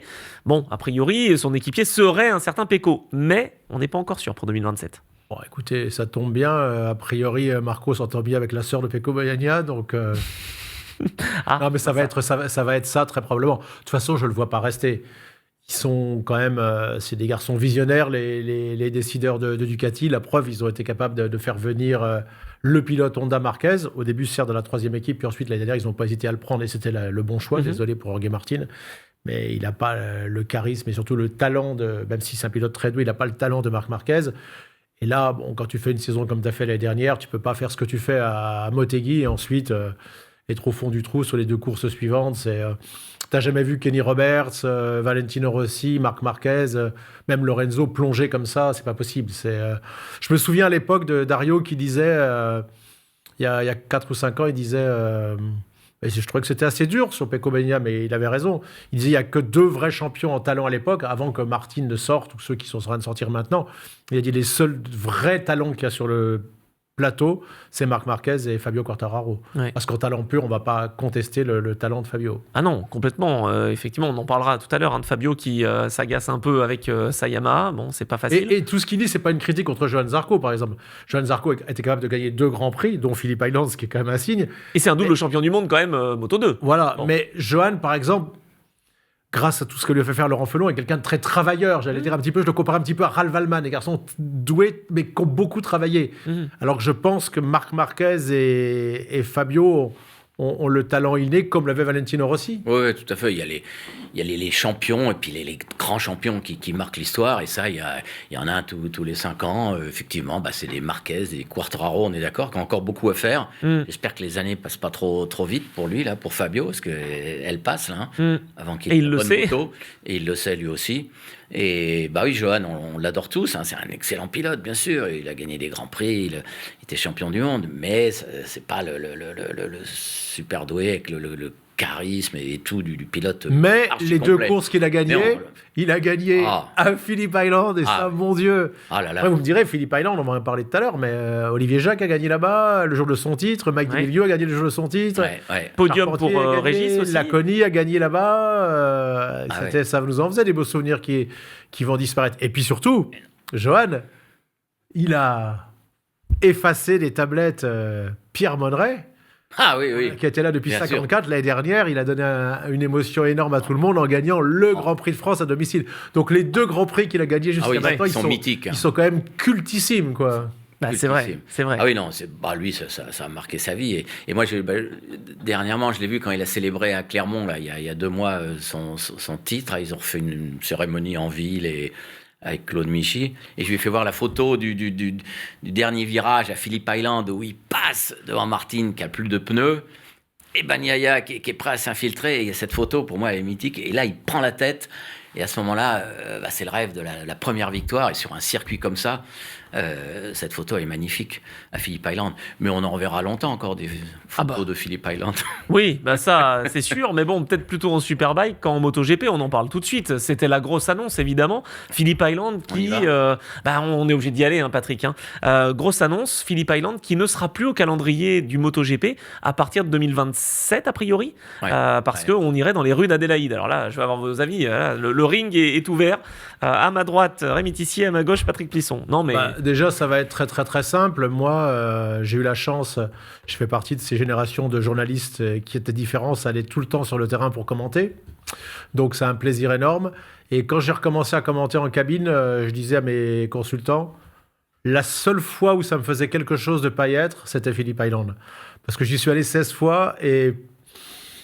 T'es à l'autre bout du monde, tu fais la route depuis Melbourne pour descendre là-bas sur San Remo, Coves, c'est la gentillesse des Australiens, l'ambiance qui est très particulière, faire le tour, le bord de piste, le circuit, c'est un circuit de cœur. Régis me fait faire 2 tours alors qu'on avait droit qu'à un seul avec la voiture de sécurité. On s'est fait disputer par la Dorna, on a levé un kangourou. La 2e fois, il y avait un lièvre qui a traversé, tu vois les oiseaux, tu vois la parade des pingouins, Oui, mais ça, c'est tout le côté c'est le Continental Circus. Ça, je comprends. Voilà, mais c'est exceptionnel. Ça fait partie de l'histoire de la moto et du Continental Circus. Tu ne peux pas enlever, même si je comprends bien qu'il y a des raisons financières, c'est pas possible. Parce que les plus belles courses de l'année, avant, il y avait Assen, mais le circuit était un peu modifié déjà. Clairement, tu sais que les plus belles courses de l'année, ça va être Phillip Island. C'est vrai. Et là, on va l'enlever. Mais dans ce cas-là, autant plus faire que de regarder de la Formule 1, quoi. Mais même pas, parce qu'ils prennent le même chemin, parce que c'est Liberty Media qui a repris donc le MotoGP aussi, Ouais. et donc le choix C'est financier... ce que défend Casey Stoner, effectivement, qui est amoureux et passionné. Et puis il y a Jack Miller de l'autre côté. Bah voilà, alors Il- c'est simple, tiens. Ah, Là, Stoner et Miller. j'ai été choqué par Ouais. ce qu'a dit Miller. Moi, et Ah. pourtant, Dieu sait que d'habitude, il est franc et direct. Bah, Stoner, bon, ouais. Stoner a parlé avec ses tripes, alors il roule plus, voilà. Et Miller, il a, Qu'est-ce qu'il a il a fait la, Ah, Miller, la pub d'Adélaïde. Il défend. Bon, et en fin de carrière, il se dit peut-être, faut pas que j'aille contre les organisateurs. J'ai peut-être une suite à faire dans ma carrière si je casse Mais ça. je suis étonné parce Donc, que d'habitude, il est quand même. ouais, il est quand même plus. il est très très cash. Hein. Ouais, cash. Et bah, effectivement, donc il est prévu de. Enfin, c'est prévu, c'est acté. Hein. Donc ça sera remplacé à Adélaïde Non mais attends, mais dans les Alors, rues d'une ville dans les rues. Ouais. Ouais, on dit urbain, c'est pas tout à fait le terme. Bon, donc tout le monde pense bien sûr au danger et puis au manque de spectacle de Phillip Island. Bon, malgré tout, les gens de Liberty Media, sur le plan sécurité, ils veulent pas faire de concessions. Je pense, ils le disent, ils font tout ce qu'il faut effectivement pour pas que ce soit dangereux. Hein. D'ailleurs, c'est pas vraiment en ville d'ailleurs, hein, mais bon, que ce soit pas dangereux. Bon, on est dans un monde effectivement de business, d'audience, de confort. De tout le personnel qui vit autour. Et Phillip Island, c'était une île, c'était pas pratique, C'était pas simple Bon, pour se loger. c'est On bien. était souvent C'est- chez l'habitant, dans des maisons. Ah oui, je sais bien. Et dans ce cas-là, Mais- Manicourt va sauter du Superbike. Et puis Aragon n'a pas du tout sa place en MotoGP dans ces conditions-là parce que c'est Oui, il y aura un peut-être désert pour se Il y aura loger. peut-être d'autres circuits qui changeront aussi. Bon, moi, j'ai pas envie. Moi, je suis du côté des vieux maintenant. Aïe, aïe, aïe. Donc, si je défends Phillip Island, que j'aurais envie effectivement pour le spectacle, etc., on va dire oui, bah, le vieux, il veut pas évoluer, il reste avec son temps. Donc, j'essaye de comprendre notre monde hein, entre l'intelligence artificielle et tout, et le business bah, qui est partout, qui C'est quoi, était c'est au pour- JO d'hiver, qui est dans Bien le. sûr. Et donc, faut faire de l'audience. C'est quoi? faut C'est faire pour du avoir spectacle. des gens qui viennent Non, justement mais sur place il y aura beaucoup plus de Bon. spectateurs à Voilà. à Alors, Adélaïde que Ah oui, en à ville, il y Phillip aura- Island où il faut venir même les gars qui viennent de Melbourne, c'est une aventure hein, de Ouais. descendre là-bas. Oui, bon, bah, c'est une petite larme de nostalgie qui s'en va. Malheureusement, on l'oubliera, hein, comme on oublie le Nürburgring, Spa-Francorchamps à mon époque. Salzbourg-Ring. Et bon, bah, c'est fini. Maintenant, on a tout le temps des circuits de 4 km qui sont des stades presque, mais qui font du public, qui font Mais de ça te rend pas l'audience. triste de Mais- pas avoir ce circuit justement qui a tant d'histoire? Plus avoir? Bon, on tourne une page. Et puis l'argent, ils sont bien gentils. Tout le monde critique l'argent, mais tout le monde court après. Hein. Alors, on veut bien un côté, mais pas l'autre. Ouais. Donc, bon, ça déplaira peut-être à certains, mais non, bah, je dis qu'il faut aller dans le sens de la vie, quoi. Hmm. Voilà, donc, mais bah, profitez-en cette année, ça va être notre dernier Grand Prix Et c'est ça. Thaïlande. Mais c'est vrai, magnifique avec les mouettes. Peut-être qu'ils feront venir des mouettes à Adélaïde. Ah, peut-être. Hein? C'est ça. Hein. On a des Et- solutions, Maître Capello. Hein. On va Ouais. faire tout un écosystème. Non, mais c'est un Ouais. sport business, mais c'est normal aussi, non? Oui, j'ai surtout les bruitages des mouettes, moi. D'accord. Non, t'es pas dans le business, toi. Je vous rappelle que l'année dernière, les pilotes ont déjà fortement toussé quand Liberty Media leur a imposé d'être présents. Je pense que quand tu es pilote moto, que tu peux mourir au départ. Aller te coltiner, et c'est obligatoire, l'hymne national ouais. sur chaque Grand Prix, Ouais. avec pénalité financière, là encore, pour ceux qui ne vont pas participer. Ouais. Est-ce qu'à 5 minutes du départ, quand tu es pilote moto, Ouais. il va peut-être pleuvoir, que tu pars sur un Phillip Island ou un Assen, est-ce que tu n'as pas d'autres chats à fouetter que de Alors, t'intéresser à l'hymne national Peut-être, mais quand même, Patrick, à l'époque, c'était un peu, que ce soit la Formule 1 ou le MotoGP d'ailleurs, c'était un petit peu de break et de broc. Bon, mais il faut aussi trouver un Ouais. cadre, ça fait partie Mais, du ouais. jeu. Et vous savez qu'aujourd'hui, les spectateurs, là, vous savez qu'aujourd'hui, la vie d'un pilote, malgré tout, c'est pas de tourpeau, un week-end de Grand Prix, hein, du mercredi matin ou jeudi matin, enfin du mercredi même au dimanche soir, ils n'ont pas 5 minutes pour souffler. Hein. Ils sont timés avec une attachée de presse qui dit là, tu as 10 minutes pour faire une interview, là, tu as l'hymne national, là, tu as un débriefing pour les suspensions. Ils sont bien payés, effectivement, Oui, oui. ce qu'on n'était pas nous, mais ça se paye. Et c'est vrai que c'est pas de tout repos. On leur en demande de plus en plus. Et là où on pourrait aussi être un petit peu pas très content, est-ce que pour Phillip Island, est-ce qu'on a demandé l'avis aux pilotes? Bah non. Bah non, bien sûr, mais c'est quand même une autre époque. Hein. Nous, on faisait la grève quand ça nous plaisait pas. Tu sais qu'il y en a qui l'ont lancé cette idée justement que les pilotes arrivent et fassent la grève. C'est pas possible ça. Plus possible, il faudrait qu'ils arrivent tous ensemble. Mais non, mais ils n'y arriveront pas. Il y a trop d'enjeux. Ça négociera, et puis non, c'est plus possible cette époque. Mais c'est Si, vrai que. C'est l'endroit où ils peuvent faire la grève. Attends, où est-ce qu'on va? C'est au Grand Prix de France. Ah oui, d'accord. Je vous rappelle, les Français. Je vous rappelle quand même que j'étais au Grand Prix de Donington quand nos amis footballeurs, pour l'histoire d'Anelka, ont décidé de ne pas descendre du bus de Raymond Domenech, qui n'a pas démissionné dans la foulée.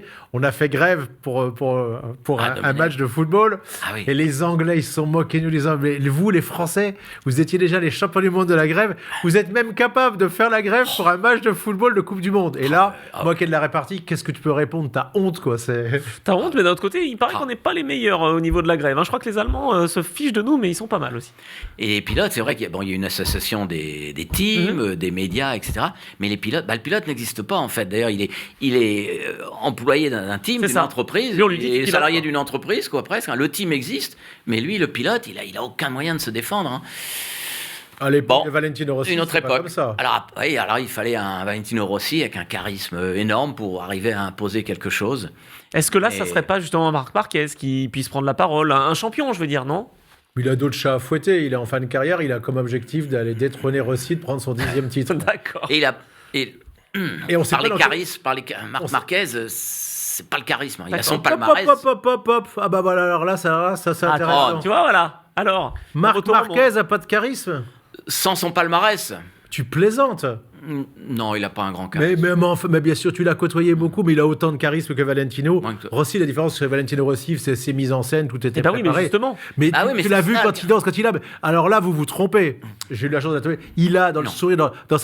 détrompe-toi, il a un charisme énorme, Marc Marquez. Oui, bon, il serait pas... Non, Rossi, il a la prestance, il est italien, il est beau gosse, il est grand, il est Parce que Marc Marquez, il est pas beau gosse, peut-être. Oui, mais... non, mais d'accord, mais il est Marc Marquez. Mais il est petit déjà. Écoute, c'est un pilote de. Il est petit J'avais déjà. ma compagne avec un pilote français dont je ne dirai pas le nom. Et on était à Misano et elle a dit si je devais sortir avec un pilote, ce serait avec Marc Marquez. Et la compagne du pilote français a dit moi aussi. Donc on était là. Et je peux vous dire que. Allez, les gamines, parce qu'il gagne. Je vais vous dire une chose avant qu'il soit avec sa fiancée. Je peux vous dire que Marc Marquez, il avait un succès avec les jeunes femmes. C'était absolument exceptionnel. Il a beaucoup de charisme. Déjà à l'époque. Autre information, dans tout ce qui est la partie asiatique, il était le plus populaire et de loin, et notamment chez les jeunes femmes asiatiques. Il a beaucoup de charisme, regardez-le quand il danse, quand il gagne, quand il est avec Tardozzi. Tu te trompes là, Patrick, tu te trompes totalement. Je ne peux pas te laisser dire que Marc Marquez n'a pas de charisme. En tout cas, il est champion. Et il est bien parti pour aller chercher encore un titre. Mais bon, ce que je voulais dire, c'est que c'est vrai que ce sont ces champions-là qui doivent prendre la parole. Sinon... Ah oui, c'est eux. Voilà. C'est eux, effectivement. Mais aujourd'hui, c'est trop tard, quoi. Donc on ira dans les rues d'Adélaïde. Voilà. Donc on ira dans l'Adélaïde, puis on oubliera, puis on regardera Télé Nostalgie. Et non, mais peut-être que ça sera intéressant. C'est vrai qu'on ne peut pas non plus... voilà, oui, ça sera intéressant, ouais. Comme un domaine comme la technologie, les ingénieurs qui prennent la place des pilotes sur les motos. Oui, alors ça, de moins en moins, parce que Rémi, on sait que les appendices aéros, les all-shot devices, les machins, etc., ça va peut-être un peu être mis de côté, ça, à l'avenir, non? Ouais. Voilà, à la différence de Ferrari, c'est ça? Par exemple. Ils vont l'utiliser, Ferrari, d'ailleurs? Ah, ça, je sais pas. L'aileron qui tourne, je sais pas. On va voir. Il y a du suspense là aussi. On a parlé de Ducati après être passé sur Phillip Island, justement. On parle rapidement d'Aprilia. J'ai trouvé qu'Aprilia à Buriram était plutôt pas mal. Alors il y a Bezzecchi, mais il y a aussi Ayogura où il avait lui-même réussi son meilleur résultat l'année dernière. Une 29,668 pour Bezzecchi. Alors c'est vrai qu'Ogura avait fait quelque chose d'exceptionnel l'année dernière. Et à l'époque, sur les 2-3 premiers Grands Prix, dont celui-là, il avait vraiment marqué les esprits. Il était débutant. On s'est dit, ça va être chaud, ça va être lui le Rookie of the Year. Et ça n'a pas été du tout lui le Rookie of the Year. Ça a été un garçon qu'on a découvert à partir du Grand Prix de France. C'est Fermin Aldeguer. Qui était absent là pour les Sauf essais. que là, effectivement, il est absent. Ogura, est-ce que... après, il est asiatique. J'y étais en Thaïlande il y a quelques jours. ils ont annoncé très très chaud. C'est le début de l'été là-bas. Ils ont annoncé encore plus chaud que d'habitude. Alors il faut savoir qu'il fait beaucoup plus chaud à Buriram qu'à Bangkok. Et dans le nord, il vient d'y avoir des orages terribles. J'espère que parce que c'est dans quoi? C'est dans 6 jours maintenant, à la course, que ça va pas être trop pénalisant. Après, la plupart des pilotes, des garçons comme Johan Zarco, ils sont totalement préparés pour ça. Mais ça peut être gros cagnard à Buriram. Hein. Ah oui. Ouais, mais il a fait le deuxième temps au Goura, derrière Bezzeki, là, le dernier jour. Il est un peu chez lui. Et non, maintenant, il a l'expérience de la moto, qui est une Aprilia. Ah non, au Goura, moi, on va... Pourquoi pas, hein. Pourquoi pas? Moi, je vois bien Ducati, Aprilia. Maintenant, après les autres constructeurs, c'est plus difficile. On n'a pas trop parlé de KTM, j'ai l'impression, dans ces essais. Est-ce que, justement, Pedro Acosta, peut-être futur équipier de Marc Marquez, pourrait faire quelque chose cette année? Ouais, parce que quand on parlait des pilotes qui montent en puissance, après Jorge Martin, tout le monde attend Acosta. Ouais. Déjà, au niveau du caractère, là, pour le coup, il est pas facile, hein. Alors lui, il est déterminé. Ouais, mais avec les Autrichiens, je sais pas comment ça fonctionne, ça. Hein. Moi, je suis pas fan du comportement du garçon, de la façon dont il se comporte avec son équipe déjà. Voilà, et ça, je pense que c'est important. C'est comme Johan Zarco, plein de pilotes savent se mettre l'équipe dans la poche. On fédère, quoi. Si ton équipe ne marche pas avec toi, ça va être compliqué. Oui, c'est capital, ça c'est sûr. Toute l'entente entre les hommes, on le sait, il y a la performance de la moto, mais quand on a une équipe derrière et qui se donne pour un pilote, pour qu'ils ont vraiment envie de se donner. C'est vrai qu'il y a une petite on ne sait pas trop pour KTM pour l'instant, la différence de Ducati ou d'Aprilia pour une marque européenne. Ce qui est étonnant, c'est depuis quelques saisons, quand on parle des pronostics de début d'année, c'est qu'avant, c'était vite réglé. Hein. C'était Honda, c'était le premier constructeur mondial. L'équipe Honda Repsol, les Repsol a quitté, il n'y a plus. Et là, c'est fou, hein. Ce changement. Il a mis Marini. Et comme on disait tout à l'heure, aussi bien Superbike qu'en MotoGP, les deux gros japonais. Putain, la claque qu'ils se sont pris. Oui, mais alors, c'est peut-être en train de revenir quand même pour Honda, justement. Vous faites la transition. Tellement de temps à réagir, tellement de temps à réagir. Ah. Alors, Honda, on est un peu mitigé sur les essais, là. Ouais. On a l'impression que les pilotes sont emballés, ils disent on a super bien progressé, etc. Et puis, à la fin, ils disent pas tant que ça. Et puis, comme souvent, Johan, il a pas les mêmes comportements que Marini et... Il a fait des bons chronos, j'ai l'impression, Johan. Hein. Oui, il a fait des bons chronos et... Oui, parce qu'il n'avait pas les sensations, mais il s'est rendu compte à l'arrivée qu'il avait les chronos. Donc, c'est mitigé. Mais enfin, je pense qu'on a quand même il a fait un grand prix correct la dernière, je me souviens, d'entrée de jeu. Non, ils ont fait un peu en avant. Je pense qu'ils vont pas être loin, les trois Honda. Et puis, Johan, il sait s'habituer. Si les premières courses, il est un peu désorienté. Non, c'est quand même un metteur au point et... Un garçon fantastique, Johan. Un bon musicien aussi. Ah aussi, bien sûr. Pianiste de référence. Guitariste. Et donc après, il y a Joan Mir qui n'avait pas fait de mauvaises perfs en fin d'année, cela dit. Il avait fait 2 podiums en fin d'année à partir de Motegi. Hein, donc, pourquoi pour ceux qui le critiquaient, c'est un petit ton au-dessus de Luca Marini. Oui, Marini qui pourrait peut-être partir de chez Honda pour 2027. D'après les pilotes qu'on annonce, il y en a forcément au moins un qui va s'en aller, voire 2. Hein. Bah oui. Parce que là, on annonce quand même, on a parlé de Johan Zarco chez Honda, mais lui, malheureusement, ne fera pas le step pour être pilote officiel, je crois qu'on a compris, malheureusement. Mais il pourrait y avoir un pilote français, Fabio Quartararo chez Honda. Auquel cas, entre un pilote, certes, frère de Valentino Rossi, et il a du charisme, lui d'ailleurs. Parce que j'ai eu l'occasion de l'interviewer, j'ai changé. Je devais faire Marco Bezzecchi, je ne le sentais pas. Ouais. Parce que je ne connaissais pas les deux, et sur le podium, et franchement, là, pour le coup, je peux vous dire qu'il a le charisme, ça vient de la maman, chez les Rossi, parce que il avait, pour le coup, le charisme de son frère. Il s'est mis tous les enfants dans la poche, il était là. C'était un public français, et il a été vraiment sympa. Mais... Bon, après, au guidon, c'est pas la même, quoi. Il n'a pas eu la bonne moto.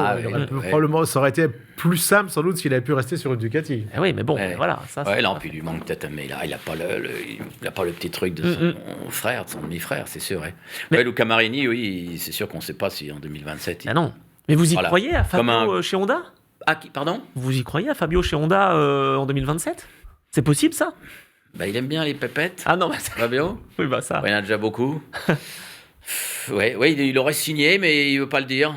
Mais je pense qu'il n'y en a pas beaucoup justement qui le disent. Est-ce que vous savez un peu pourquoi? Parce que les transferts, je crois, ont eu lieu, mais c'est qu'il n'y a pas encore eu d'accord, c'est ça? Il y a un an ou deux déjà, on a un peu critiqué que les transferts se fassent trop tôt, dès le premier Grand Prix ou autre. C'est vrai. Donc je pense qu'il y a eu un petit entente générale de dire, bon, allez, signons, mais les teams, bon, attendons un peu que la saison soit lancée pour l'annoncer. C'est signé, tant mieux pour nous, tant mieux pour vous. Mais déjà avant la saison, annoncé 2020. Donc je pense qu'il y a un petit consensus général. Est-ce que vous pensez qu'il pourrait rester encore une année chez Yamaha quand il déclare on va faire les premiers Grands Prix les premiers mois comme des tests, on n'est pas prêt, on est quasiment à une seconde par rapport à l'année dernière, avec toutes les critiques qu'il a déjà émises l'année dernière. Il a le droit, de toute façon, il a le droit de dire ce qu'il pense. Est-ce que vous pensez qu'il pourrait rester encore chez Yamaha? Là, il va honorer son contrat. D'accord. Oui, c'est l'article de l'équipe d'hier, là, où il titre « On n'est pas prêt ». Cela dit, il a pas tort. C'est vrai que ce V4, finalement, Attends, moi j'ai appris une chose dans la vie. Et je suis bien... Parce que c'est moi. C'est pas parce que tu as raison qu'il faut le dire. Ça revient à la même chose. C'est pas parce que... Enfin oui, c'est ça, il a raison. Mais toi, t'es bien dans l'air du temps, c'est dommage que tu n'aies plus ta boîte de com, parce que tu serais parfait, puisque là maintenant, de toute façon, en France, par exemple, on ne peut plus rien dire du tout, il faut garder les informations pour soi. Mais parce qu'il y a aussi c'est ce côté politique, mais bon, c'est vrai que tu ne peux pas froisser les gens, on a parlé tout à l'heure pour Philippe Island, tu ne peux pas froisser non plus la Liberty Media, tu ne peux pas froisser ton employeur, quoi. Bah oui, et puis... Pourquoi? Après, là, les tensions sont importantes. Et puis on ne connaît pas toujours les... Enfin, là... On ne connaît pas toujours les décisions des autres. Est-ce que vous avez pensé à prendre la nationalité chinoise et aller vous installer tranquillement? Ça m'a un peu... on a eu une...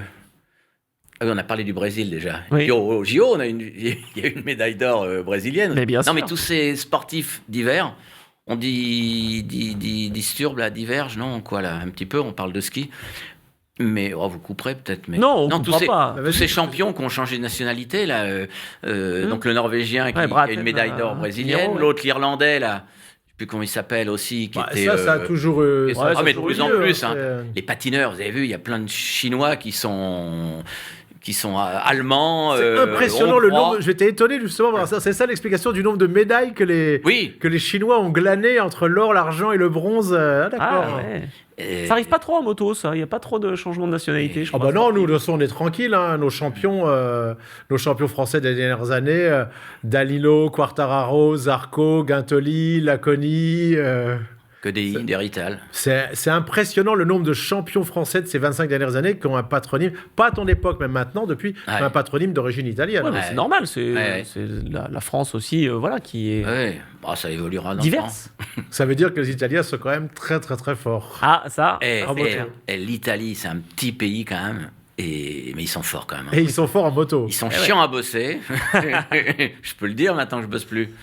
Ils sont casse-couilles à bosser, mais ils ont du talent. Parce que c'est pas si grand que ça, Ducati à Bologne ou Aprilia à Noale, c'est par rapport à Honda ou Yamaha. Ils ont du talent. Ils sont créatifs. Ils osent, ils sont créatifs. Forza ils ont du talent. Ils ont ça dans le sang et ils sont forts. Bon, et par contre, il y en a un autre qui a envie de tenter. Oui, mais on va reparler de Yamaha. Toprak, est-ce qu'il peut faire quelque chose? Parce que là, il arrive, il découvre la Yamaha. Tout le monde autour est en train de se dire que c'est pas la bonne moto cette année. Il arrive pas au bon moment, mais au moins il va pouvoir. Alors, il y en a un pour le coup qui a mis un petit bémol à ça par rapport aux trois autres, c'est Jack Miller. Ça s'est un peu mieux passé que les trois autres. Rins, j'ai vu qu'il commence à dire là... Il faut m'écouter maintenant. On s'en va, peut-être falloir aussi qu'on me fasse participer un peu plus, m'écouter un peu plus, parce que ça risque d'être, moi, le fer de lance, très probablement. Oui, alors on parle de Jorge Martin quand même, pour venir chez Yamaha. Et pour ce qui est de Toprak, de toute façon, moi, j'ai jamais attendu de lui qu'il fasse quelque chose d'exceptionnel cette année, parce que d'abord, il y a des circuits qu'il ne connaît pas. La moto, il la connaît pas. Il se trouve qu'il tombe sur la plus mauvaise moto, désolé pour Yamaha, mais là en ce moment, c'est la plus mauvaise moto du plateau, donc c'est pas facile pour arriver. Sylvain Gattoli a expliqué en anglais qu'il avait un style très particulier, la façon dont il positionne sa selle, etc. Le règlement est un peu différent en MotoGP. Il va lui falloir, par rapport à d'autres pilotes, beaucoup plus de temps à s'adapter pour ça. Il ne connaît pas les pneumatiques Michelin. Donc en 2027, oui, là pour l'instant, j'ai peur que là, quand tu vois ce que Fabio, qui est un grand champion talentueux, fait et ce qu'il dit qu'il va faire sur les premiers mois... Là, il y avait Pirot, heureusement, pour être derrière lui, Toprak, mais il va être en difficulté. Et quand tu sais le talent, parce qu'il y a plein de personnes qui m'ont dit, y compris toi, regarde Morera, Là, je suis désolé, mais pour l'avoir suivi des années, sans faire injure aux Brésiliens, je pense que Toprak Razgatoglu a un tout petit peu plus de talent que Moreira. Ils ont Oui, pas de la talent, même Et je pense que je ne suis pas le seul à le penser. Oui. Ouais. Mais non, Toprak, malgré tout, là, Il faut pas. Il va être Mais- dans une situation qu'il n'a jamais connue de sa vie depuis qu'il est en Superbike. Parce que même chez Yamaha en Mondial Superbike, c'était quand même mieux. Là, il a vraiment la plus mauvaise machine pour l'instant. Ah oui. Il a un leader qui le dit d'ailleurs.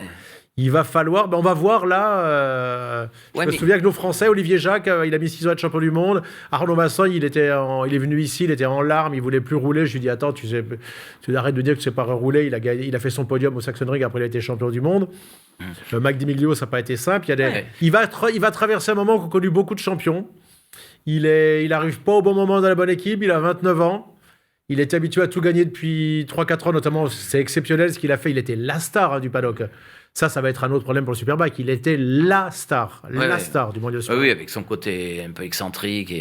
Là- Mais là, il a l'air déjà de mal le vivre. Hein. Dès les premiers essais, il dit oh là là, et je manque de puissance, et la position, je suis pas bien. Et bon, faut La qu'il position, ça va apprenne être effectivement. embêtant. Cette année, il va falloir qu'il soit un. Il faut absolument qu'il se oui, mais- calme un petit peu, puis qu'il fasse des kilomètres, et puis qu'il progresse. Mais cette année, c'est sûr qu'il va pas faire, d'exploit. Je me mets à sa place. Et quand tu es bien au sûr. sommet et que là, tu arrives, sûr. en fait, tout le monde l'attend. Et donc, il a peut-être envie un peu de se justifier, entre guillemets, non? Bien sûr, mais il y a un exemple. Quand Rossi a fait ses 2 années chez Ducati, hein, vous vous rappelez les années horribles, hein, et Dieu sait que c'était déjà une star, et il n'y a pas une fois, je crois, où il a critiqué la moto. Hein. Pourtant, pendant 2 Alors, ans, là, attention, c'était toujours, attention. on va bosser. C'était Rossi Attention, italien et c'était une moto italienne. Oui. Ah oui, mais enfin, j'en connais qui ne seraient pas gênés. Hein. On Ah parle non, d'un pendant pilote 2 turc ans, sur une- il Bah, a- Arnaud Vasson nous a dit qu'il a regretté peut-être d'avoir autant critiqué KTM. KTM. Et Johan Juste au Zarco. moment où Ah Harald- oui, bah, c'est la jeunesse, quoi. Au moment c'est où la Harald jeunesse. Bartol l'a supplanté par Mika Caillot et que ça s'est mis à marcher à la Ah oui. saison. Bah, c'est la jeunesse, c'est sûr. Puis la passion, quoi. Ah oui. Moi, je peux pas leur, sais que t'es leur un donner grand tort. pilote. C'est, Ah oui, on peut si pas ça leur marche donner pas, je tort. vais le dire d'entrée. Donc, Bah, c'est là qu'il faut être encadré, quoi. C'est là qu'il faut être encadré. Ah oui. Et il faut l'écouter. Maître Capello, toutes les vérités sont pas bonnes à dire, quoi. Voilà. Ça dépend. Bon, t'as entendu un petit peu ce que disait Johan Zarco, ce que disait Fabio Quartararo? Oui, ils sont chafouins quand même. Hein. Ah bah oui, enfin surtout Fabio. Hein. Bah, il fallait pas laisser au bleu. Oui, parce que Maître Capello, vous le savez évidemment, hein, mais lui, il est plutôt vert. Mais oui. Eh oui, voilà, c'est ça. Donc vert avec Kawa, mais bon, Kawa, ils sont plus, Ah, plus ouais. présents. Et le verre était beau pourtant, mais C'est vrai, hein. Olivier Jacques. Avec C'était belle Olivier ces Jacques, motos, hein. Oh là là. Et Randy. depuis- Et Randy, exact. Elles étaient belles. Olivier mais en Chine, c'était beau. Hein. Plus de verre. Ah oui, oui. Plus de vert, bon voilà. Mais West, Hopkins. ouais, pas mal aussi. Hein, c'est vrai que ça fait des beaux Hopkins, souvenirs. il était en vert et il avait fait un jeudi soir où il avait célébré avec beaucoup de verre. Ah voilà, c'est ça. C'est ça. Et Mais ça a terminé qu'il n'a pas pu rouler en tout cas, on va matin. voir le verre à moitié plein. On va se dire qu'il y a pas mal de concurrents qui peuvent aller jouer quand même aux avant-postes à Buriram là, pour cette ouverture de saison en MotoGP. Alors, une première de la saison, c'est particulier. On vient de le dire avec Phillip Island. Là aussi, c'est très particulier. Hein, la Thaïlande, il fait très, très, très chaud. Il s'en est passé, quand on était en Superbike, des choses incroyables. L'année dernière, on a vu que c'était Marquez qui allait gagner. Moi, je pense quand même que Marquez va gagner. Ah, alors on se mouille, Patrick. Ah, pour 2026. Non, enfin, Non, je parle pour la pour course de Buriram. Buriram. Ah, la course de. Oh, bon, non, pas Marc Marquez. Ah, j'aime bien. Bah, toi, tu penses que c'est Bezzecchi, alors Ogura. que ça- Non, je vais mettre Bézic. Non, mais Euh, ouais, c'est ça. Non, Marc Marquez, il va marquer un pas, là. Il va se mettre les pieds dans le tapis, là. Oh, Au tu début de crois la saison, là. Ah, Ah, bah, il je est suis joueur. sûr. Ah, il est joueur. Donc, allons-y pour Bezzecchi. Allez, pas mal. Qu'est-ce que je dis, moi? Je pensais quand même que Marc Marquez allait être un peu au-dessus.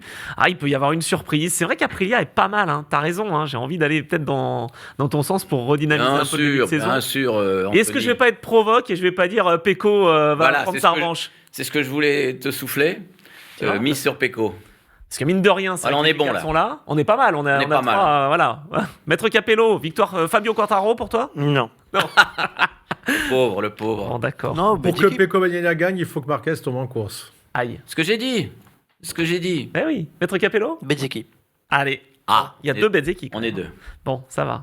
Ben, on va être aux avant-postes, j'allais dire, pour suivre tout ça. On va suivre aussi les petites catégories. On n'en a pas parlé là, mais on en parlera évidemment de petites catégories. Je voulais quand même évoquer ton livre, Patrick, Les Tasses. Alors, je ne parle pas les de la tasses. tasse Radio Sport, mais montre-nous un petit peu ce livre.